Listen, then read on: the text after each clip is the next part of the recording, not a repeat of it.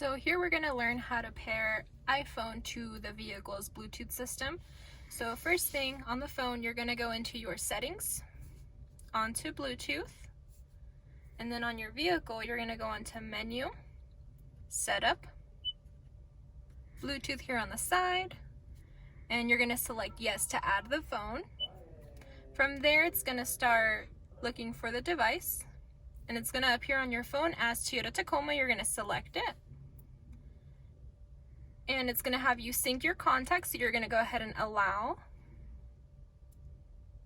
From there, it's going to ask you if you'd like to allow your text messages. So all that is if you want to receive your text messages onto the vehicle, it'll also read them to you. So if you want to do that, we can hit the little blue eye next to the connected, and we're going to select the show notifications. And now the phone's all connected.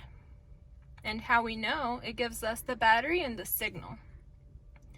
From here, if you want to disconnect it, you're going to hit remove, select the device, and select yes to remove. To remove it from your phone, if you're still on the Bluetooth devices, you're going to click that same little blue eye, and you're going to click forget this device. Select forget device. Now they're both removed from both the vehicle and the phone.